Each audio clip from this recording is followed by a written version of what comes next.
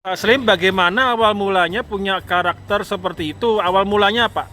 Jadi semua dari orang tua. Oh. Orang tua jujur sekolah SD nggak tamat, tapi Oh. dia punya filosofi bahwa manusia hidup itu jangan suka sirik sama orang. Kita susah terima saja karena itu adalah perjalanan hidup. Nah, perjalanan hidup kita. Kemudian dari orang kita harus jujur. Harus suka membantu orang walaupun bukan soal uang mungkin kalau orang menanyakan, kadang ada orang kan tanya, lu tahu nggak rumah si ini di mana? Kalau kita tahu kasih tahu, nggak masalah, karena jangan sampai kita tahu pelit berbagi, membantu dengan berbagai cara. Ya, berbagai cara. Jadi bukan hanya karena uang, tapi karena kita ini memang jiwanya harus saling menolong. Kita ini dikasih kesempatan hidup di dunia ini untuk saling menolong, untuk berguna untuk orang lain. Iya. Tapi kalau orang kita tolong, kalau orang ada tolong jangan. So kepo namanya. Jadi sampai hari ini itu terpendam dalam benak saya, yaitu kita hidup ini harus saling berbagi. Berbagi bukan berbagi uang, berbagi makanan, berbagi yang kita suka, yang kita cintai. Kayak saya tiap hari kumpul, saya suka loh.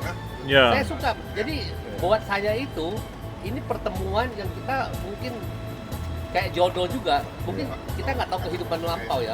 Nah, jadi seperti tadi yang Pak Hambang ngomong, kenapa kita mau bermediasi, yang mediator. Karena kita ini belum kenal saja, ketemu di jalan kita kan kadang mau nyapa orang. Dan kita belum ada grup, kita berbuat silaturahmi baik. Nah, kalau sudah ada grup harus tambah baik dong, bukannya menjadikan grup itu pertengkaran. Mencela, menghakimin orang, mengirim hal-hal yang menyinggung perasaan orang, itu saya pikir itu ya.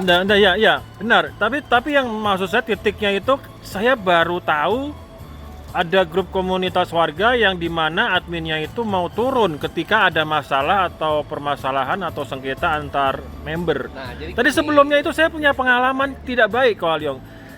Di grup kecil, di grup besar, ketika terjadi sengketa di bawah, itu diam semua kok. Nah, kita intinya dengan belum ada grup kita sudah harmoni.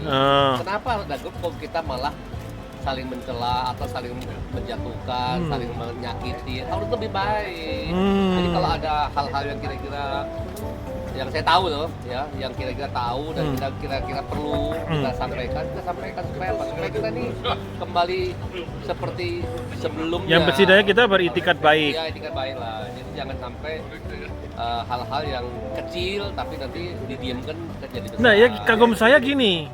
Saya bilang sama Pak Teddy, Ko Alyong mau sampai repot-repot. Nggak repot lah. Bagi saya itu perjalanan yang memang harus saya laluin. Jadi ibarat gini loh, mungkin harus saya yang lakukan. Jadi seperti yang saya bilang, perjalanan hidup itu kita nggak tahu besok kan. Kalau hari ini yang sudah lalu kan kita tahu terus kan. Tapi besok akan terjadi apa nggak tahu kan. Nah, tapi kalau kita menghadapi di detik itu tahu, bisa kita selesaikan, bisa kita baikkan, bisa kita harmoni, kenapa nggak kita lakukan? Ya melakukan hal baik ya. Iyalah. Maka tadi kan ditanya, saya tanam apa nggak pakai pupuk, tapi selalu sukses. Ditanya Pak Teddy, pupuknya apa? Saya nggak pakai pupuk. Pupuknya ada cinta kasih. Saya tanam apa saja, saya berbagi. Saya nggak mau jual. Sehingga tanaman saya itu akan berkembang terus dan memberikan dampak. Dengan niat yang baik. Iya.